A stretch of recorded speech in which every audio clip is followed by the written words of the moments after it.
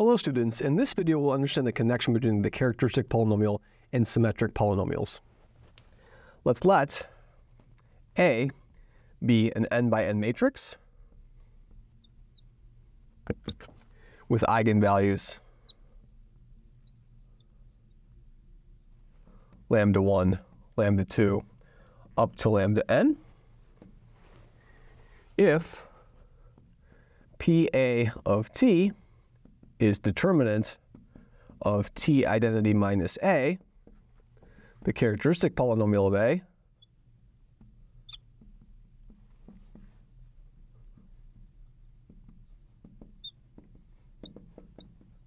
then we can factor this characteristic polynomial, right? And typically we write the characteristic polynomial as a minus t times identity, but in this case we'll put the t first so that we get all the polynomial factors in the right order. Then PA of t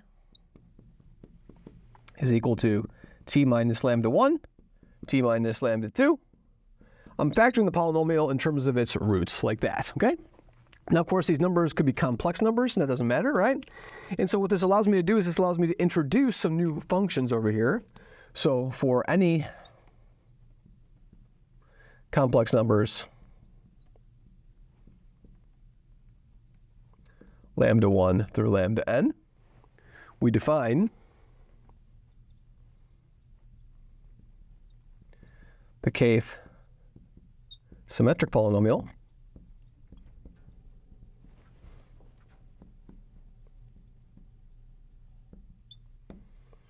Sk of lambda 1 through lambda n to be the sum 1 less than or equal to I1 less than I2 less than Ik less than or equal to n. So I'm summing over all possible indices I1 through Ik where they're strictly growing in size and they're arranged in this fashion, right? Then we look at lambda of I1, lambda of I2, lambda of Ik, the product of all those eigenvalues over there, right? So these are the kth symmetric polynomials over here, right? And so to get a sense of why I care about these symmetric polynomials over here, we're going to look at a specific example first before we proceed, right? So let's just do the case when we have 3, right? So for example, if we had S2 of lambda 1, lambda 2, and lambda 3, what would that be? So that would be 2 factors. So I only can choose 2 indices between 1 and 3, right? So I could have this. I could have a lambda 1, lambda 2. I could have a lambda 1, a lambda 3. Or I could have a what? A lambda 2 or a lambda 3, right? So in other words, there are 2 terms in each of these terms of my sum, right? And look at the indices, 1 to 2, 1 to 3, 2 to 3, like that, right?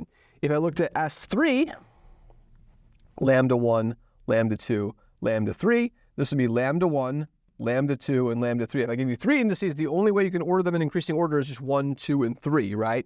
Whereas if I looked at something a little bit different, if I looked at, say, for example, let's do S3 of lambda 1, lambda 2, lambda 3, and lambda 4, what would that be? I have what? I'm allowed 3 indices, and I have 4 variables I can use. So I could do this. I could do a lambda 1, lambda 2, lambda 3. I could do a lambda 1, lambda 2, lambda 4, right? And now I've used up the 1's flexibility, right? So I have to shift over to lambda what? Lambda what? Lambda 2, lambda 3, lambda 4, like that, okay? And let's take a look at the indices. I have 3 indices and 4 variables, right? So I could do a 1, 2, 3, a 1, 2, 4, or a 2, 3, 4. And those are the only ways we can get there, right? And so otherwise, there's too little flexibility over here. So why are these symmetric polynomials important? Well, let's look at one of these characteristic polynomials and see what we get. So let's do some examples of these things over here and see if we can generalize it, right? So in the case, if I had, for example, here's an example.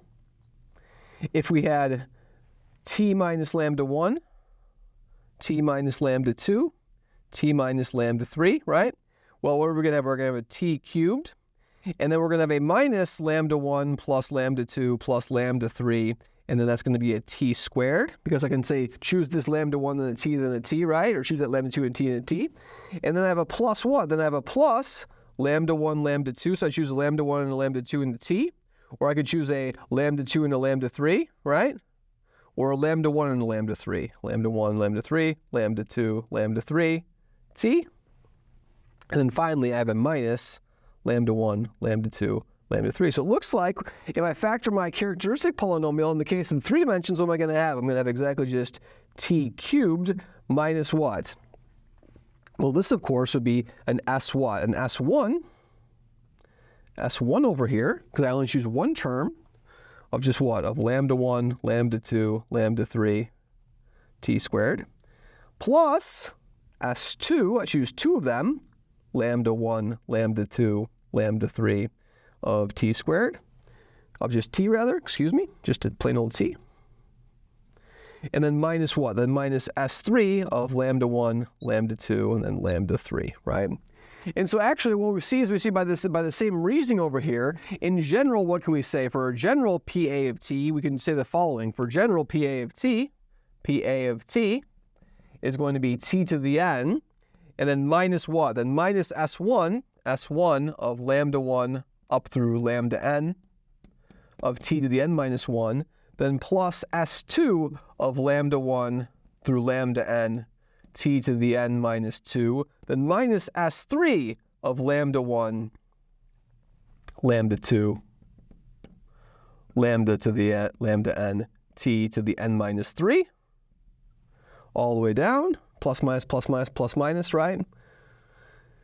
And then the case when n's even, so then the last one's going to be a plus and negative 1 to the power n, right? That's the last one. And then Sn, lambda 1, lambda 2, lambda n, t to the power n minus n, which is just going to give me a 1 over here, right? And so in other words, we're able to actually write down the coefficients of the characteristic polynomial in terms of these k-symmetric polynomials over here in the variables which are the eigenvalues of the matrix. Now in further videos, what we're going to do is we're also going to use the fact that if I have a polynomial, and this is a beautiful fact, so if I give you a polynomial p of x is always equal to the sum, j goes from 0 up to n if it's a degree n polynomial of the jth derivative of the polynomial at the origin over j factorial times x to the power j. So by using these things, I'm able to equate derivatives of this determinant over here. I'll be able to equate derivatives of this determinant to these symmetric polynomials and the eigenvalues. And that will allow us to include properties of these symmetric polynomials relationally to traces, determinants, and adjugates of traces and determinants, which will give us particular formulas which will help us compute eigenvalues efficiently. Thank you very much.